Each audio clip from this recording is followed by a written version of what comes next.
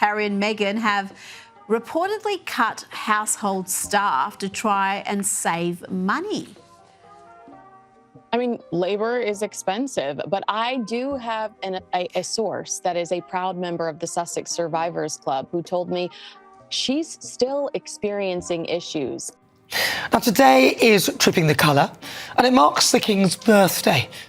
We do pomp and pageantry so well, and today was yet another example, another show of patriotism and love for this country and, of course, for our monarchy. Meghan Markle wildly quiet this week, despite the fact that she allegedly had a really successful wine run. Well, you know, we were talking about this on my show where we recorded What Just Happened this afternoon, and we talked about this at some length. And it is this. I still don't believe it. After leaving Meghan's employment, and the way she treated me, she says, of Meghan, can only be described as dehumanizing. She also said, you only hear about the professional positions. United Kingdom, despite the efforts of our politicians, is still a great place to live. That's why only yesterday, another 800 made the dubious but these days relatively safe crossing from the sanctuary of France to get here. I mean, how many other businesses are based on the fact that they've never got any produce available? Oh, we've got a new range of this. Oh, it's gone, it's sold out. Oh, we got some wine, it's gone, it's sold out. Oh, we got some biscuits, it's gone, sold out. I mean, this company, as ever. Household staff departures are much higher. It actually became quite comical because during a certain period, it felt like every week there was something new, someone new who left. And with all the talk of war, I thought we could have some fun. Let's talk about Harry and Meghan, because I suspect Harry's watching today's ceremony from the US, his home for now, and is probably pining for the life that he so flagrantly cast aside. A life that, whilst in it, it is clear much of it he resented, but now outside it, it's all he ever talks about. We've been reporting for years aren't accurate at all. The turnover is horrible. Wow, I would love to know what the whole turnover rate is when you count the staff who aren't in senior positions. This source you have, this person who is still traumatised by, I shouldn't laugh, but by the time with Meghan. Talks about. Because frankly, after he and his wife closed the door on the monarchy, they've not really achieved anything other than whinging and complaining about the life they left behind. I think it was, 18 months that Meghan spent as a working royal, and I use that term loosely as she didn't do that much while she was there. Welcome back, you guys, and today we've got to talk about Prince Harry and Meghan Markle, because things are not looking too good for the royal rebels. We're talking major staff shakeups, rumors of financial strain, and a PR strategy that just took a sharp left turn. According to multiple outlets, Harry and Meghan just fired their entire in-house communications team. And that's not even the wildest part. Now, this isn't just some minor HR reshuffle. We're talking 2 senior comms reps, including Boulia and Charlie Gipson, out the door. And apparently 6 people were let go in June alone. That makes about 25 staff departures since they stepped down from royal duties back in 2020. At this point, people online are joking that milk lasts longer than their employees, and honestly, that's not even an exaggeration. But why now? Why the sudden cuts when the couple has been all about building this public-facing media empire ever since they left the palace gates? Well, the word on the street, and by street, I mean literally every British tabloid and Hollywood blog, is that the Sussexes are cutting costs hard. We're talking downsizing, switching from full-time staff to cheaper agency-based comms, and letting go of key people they've worked with for years. And that's got fans, critics, and insiders asking, is the Harry and Meghan brand in trouble? They've amassed a small fortune on the back of their departure, but it pales into insignificance to what they could have had they stayed. Today must be like a here's what you could have one day for them. Or is this just a new strategy in motion? Because here's the thing. Behind all the glossy cover stories and Netflix specials, they've got major bills stacking up. We're talking a $14 million Montecito mansion, a $2 million yearly security tab, and property taxes that'd make even a Beverly Hills billionaire blink twice. And on top of that, Their big streaming deals are winding down or straight up disappearing. So, yeah, there's a lot going on, and it's way deeper than just they let some people go. So, without wasting any more time, let's get into it, because the drama is royal, the pressure is real, and what's happening behind the scenes might just shock you. So, let's start with the staffing drama, because that's where everything really started unraveling. In June, multiple outlets confirmed that Prince Harry and Meghan Markle officially let go of their in-house communications team, and it wasn't just one or two people. They reportedly cut ties with both Kyle Boulia, who was working as their US Deputy Press Secretary, and Charlie Gipson, their UK-based media liaison. Both had been part of the couple's media setup for a while, so this wasn't just a cleaning house situation. It was a serious move that caught people off guard. And get this, these weren't the only names on the chopping block. A total of 6 staff members were let go in one sweep, making June one of the biggest months of staff exits the couple has seen since they stepped back from royal life. If we zoom out a bit, this brings the running total to nearly 25 employees, either laid off or resigned since their move to California in 2020. Some biscuits, they've gone! Sold out! I mean, this company, as ever, seems to be based on the business model of never having any produce available. That doesn't strike me as a good way forward in the commercial world. That's a pretty staggering number for any small organization, and people online have definitely taken notice. There's even a quote making the rounds from an alleged royal insider who said, "They go through staff faster than most people go through groceries." And another person allegedly quipped, "Milk lasts longer than their employees." And while that might sound funny on the surface, it actually points to a bigger issue: high turnover, unclear leadership, and maybe even a deeper internal crisis that we're not fully seeing on the outside. But here's what really made this whole thing explode: the fact that this wasn't positioned as a restructuring or reorganization. Nope. It came out through leaks and quiet updates to LinkedIn pages, and that only fueled more rumors that this wasn't a carefully thought-out PR change, but a sudden and necessary budget decision. And if you're wondering why that matters, well, Meghan and Harry's entire brand relies on how they're perceived publicly. Firing your communications team without a clear statement or strategy? That's not a good look, especially when they're known for being image-conscious and detail-obsessed when it comes to their media presence. So clearly, something's going on here, and we're only just scratching the surface. Because the real question isn't just about who got fired, it's why they got fired. And to understand that, we've got to take a look at what's really happening with their money. Since their departure, they've concocted a slew of get-richer schemes, books, podcasts and products like jams, honey and other stuff that you can get cheaper elsewhere. I think Meghan was pricing her honey at about 20 quid. Why would anyone buy that? So what exactly is going on behind the scenes that would push Harry and Meghan to cut their entire in-house communications team? Well, it all comes down to one word: money. Now, let's be clear, they're not broke. They're still living in a $14.7 million Montecito mansion, complete with sprawling gardens, chicken coops, and a home theater. But here's the catch: just owning that mansion comes with a hefty price tag. Reports say they put down around $5 million as a deposit, which means they're still paying off a $9.5 million mortgage. And on top of that, they're shelling out nearly $300,000 a year just in property taxes. And don't forget the $2 million annual security bill, because stepping away from the royal family doesn't exactly mean stepping away from the threats or the public eye. That's a huge monthly burn rate. And if you think about the way their lifestyle is set up, private travel, staff, legal teams, personal chefs, it's not hard to see how the costs start stacking up fast. So when insiders say this was a cost-cutting move, they're not exaggerating. Switching from a salaried in-house comms team to outsourced PR agencies is a strategic way to lower overhead, especially since they're now spread across multiple time zones and only pay per project or campaign.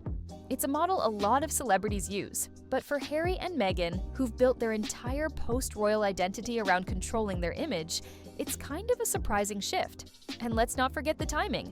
This all comes right as their biggest media deals are wrapping up. The couple's Netflix contract, which was initially hyped as a $100 million mega deal, is now rumored to have paid them closer to $20 million. and that deal is reportedly set to expire this year. Meanwhile, their Spotify partnership ended in 2023 after just one season of Meghan's Archetypes podcast. Ouch! So you've got fewer income streams, rising expenses, and a brand that still needs constant media maintenance. When you add all that up, yeah, it makes sense they're making financial adjustments. What has succeeded has tainted them and cost them dearly, like that awful best-selling book Spare, which was an exercise in selling your family down the Swanee for Prince Harry. Meghan had already cast hers aside. Also, the pointless products on Instagram and websites that keep rebranding. It seems that Meghan has withdrawn her product range as their attempts to look human have all backfired. But that doesn't mean fans and critics are buying the explanation. Because to the outside world, it kind of looks like the Sussexes are quietly scaling back. And that's not something they've ever wanted to admit. But don't get too comfortable, because the money problems are just the beginning. Wait until you hear what's really going on with those media deals that were supposed to change the game. Now, let's talk about those media deals, because this is where things really start to unravel for Harry and Meghan. When they first left the royal family, they came out swinging with headline-making announcements. A Netflix deal, a Spotify partnership, big plans to create content that would uplift and inspire. And sure, for a while, it looked like they were about to dominate the streaming world. But fast forward a few years, and it's not looking great. Let's start with Spotify. Back in 2020, Meghan and Harry inked a multi-million-dollar deal with the platform to produce podcasts under their Archewell audio brand. The most talked-about product from that deal was Archetypes, Meghan's personal podcast, which did pull in some impressive numbers at first. But it all fell apart pretty quickly. After just one season, Spotify pulled the plug, and insiders claimed that the couple didn't meet the productivity benchmarks the platform expected. The whole thing ended quietly in 2023, with no renewal, no new shows, and a lot of disappointed fans. And then there's Netflix. That deal was supposed to be the crown jewel. It was reported as a $100 million contract. Huge by any standard. But according to several sources, the actual payout was way less, somewhere around $20 million and heavily tied to deliverables. Yes, they released the Harry and Meghan docuseries, which generated a ton of buzz. But after that, things stalled. The animated series Meghan was developing, called Pearl, was scrapped entirely, and there's been almost no follow-up content with the same level of impact. And last week was another example of that when Meghan released a video of her twerking when pregnant.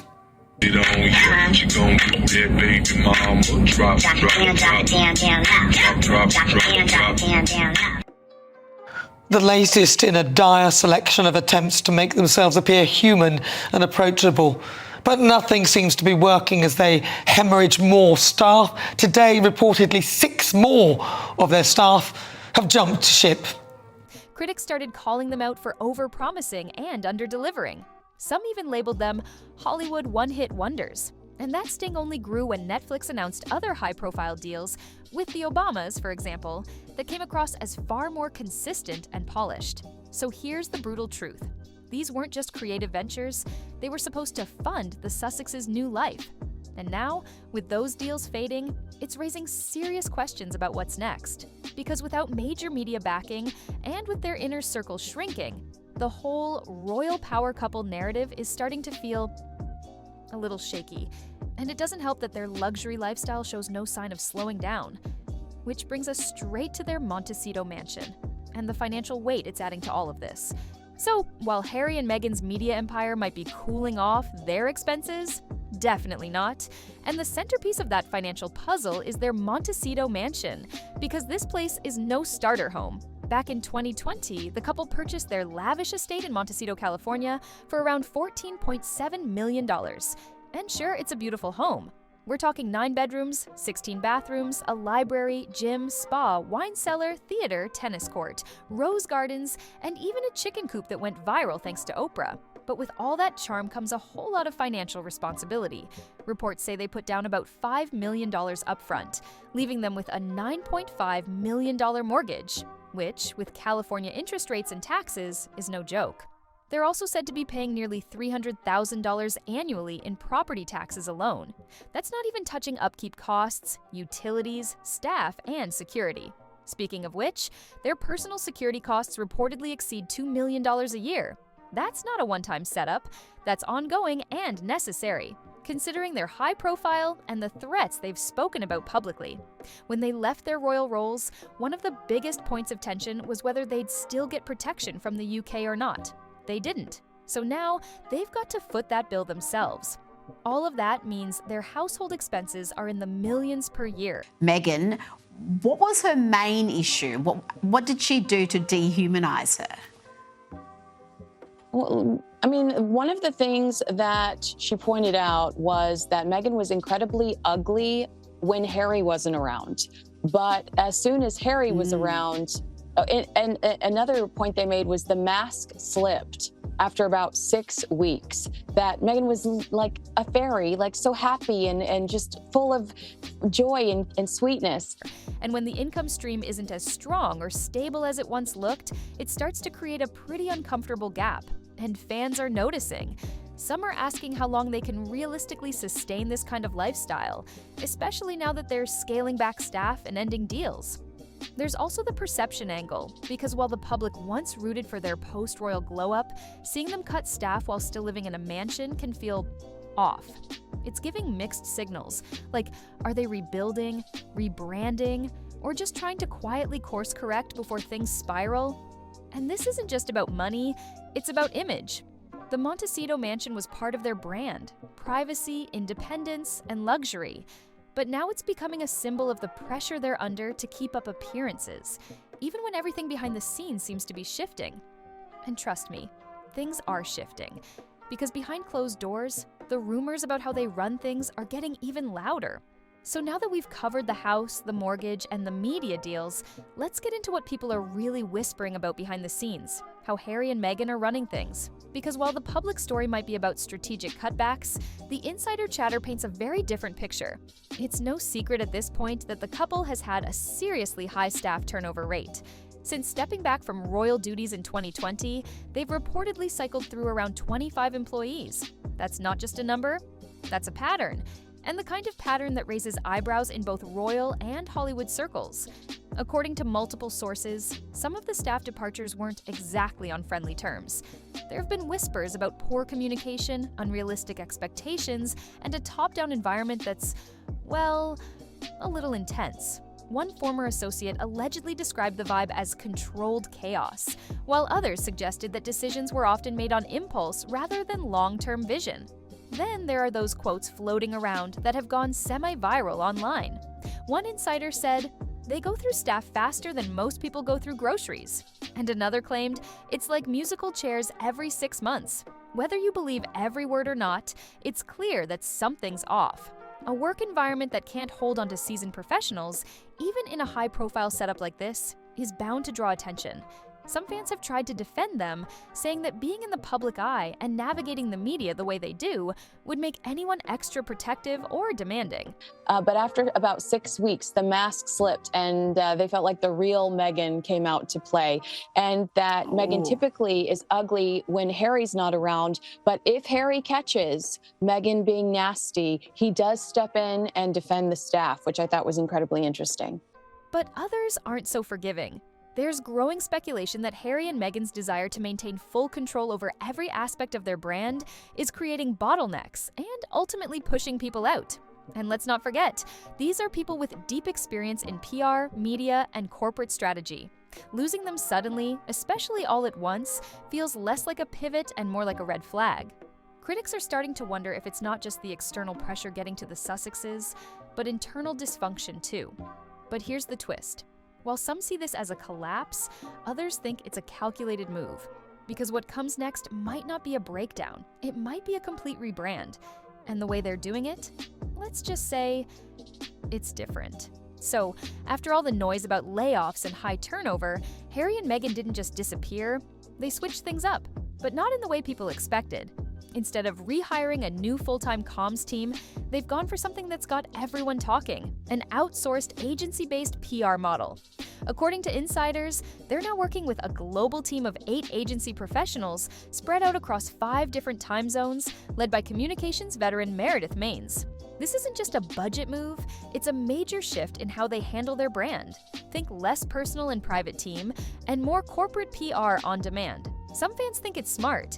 After all, with their Netflix deal wrapping and Spotify long gone, cutting fixed costs makes sense. Agencies let them scale PR up or down depending on what they're promoting, without having full-time salaries to worry about. But others see it differently. There's concern that outsourcing could dilute their messaging. Harry and Meghan have always been super hands-on with their narrative, especially after the UK tabloids did them dirty so many times. So, stepping away from an in-house team kind of goes against everything they've been preaching about controlling their voice. And let's be real, this isn't a power move. It's being framed as damage control. The sudden nature of the staff exits, the silence from their camp, and the lack of any big follow-up projects, it all feels like they're regrouping after something didn't go as planned. But just when people thought they might be done making headlines, the conversation started shifting again, this time toward the bigger picture. Because now fans and critics alike are wondering if this is the beginning of the end, or the start of something completely new. By this point, it's pretty clear. Harry and Meghan's post-royal fairy tale is starting to look a little shaky, and fans are picking up on it. The glamorous image, the multi-million-dollar deals, the Oprah interview, it all painted a picture of control and success. But lately, the cracks have started to show. Let's be honest, public interest has cooled off. Their Netflix docuseries stirred conversation for a few weeks, but it didn't have the lasting power people expected. Their podcast deal ended without much fanfare, and now, instead of new exciting projects, all the headlines are about layoffs, debt, and strategy shifts. Even supporters are starting to ask the tough questions, like, where's the new content? This is not a distribution error, in my opinion. I think that it's a combination of being totally inept, a complete lack of leadership, and lying. What happened to Meghan's rumored wellness line? Why are so many key people exiting quietly with no public acknowledgement? And then there's the criticism, because it's definitely gotten louder. Some critics say the couple is struggling to find their footing without the royal machine behind them. Others claim they've leaned too hard into victimhood, which worked in the beginning but now feels stale. A few have even started referring to their brand as influencer royalty, a far cry from the global power players they were aiming to become. And the weirdest part, through all of this, silence. No big public statement, no official explanation for the staff exits. Just a quiet shift to outsourced PR and a whole lot of speculation swirling online. So yeah, the cracks are showing, and if something big doesn't come soon to flip the narrative, people are starting to wonder, is this the end of the Sussex media empire?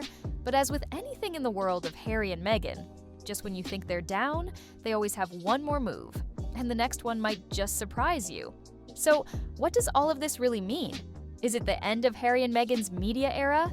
Or is something new brewing behind the scenes? Some insiders think this whole shakeup could actually be part of a bigger rebrand. Rumors have been swirling for months that Meghan might be pivoting into the lifestyle space, with whispers about a Goop-style wellness brand, skincare products, or even a new podcast separate from archetypes.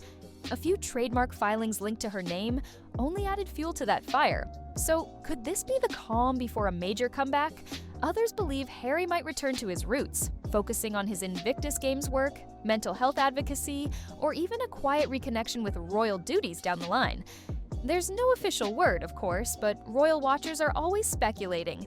And with their media deals fading, some think they'll have no choice but to lean back into more personal, mission-driven work. But here's the real question people are asking right now. Can they still capture public attention the way they used to? Because the landscape has changed. The public's patience is shorter. The streaming world is more competitive, and scandals, missteps, or just radio silence can snowball fast. Still, if there's one thing we've learned about Harry and Meghan, it's that they're not ones to back down without a plan. The PR team may be gone, the headlines may be turning, but this could easily be the first step towards something very different and very deliberate. Whether it's a quiet exit from the spotlight or a massive reinvention in the works, we're about to find out what the next chapter really looks like. And something tells me this story's far from over.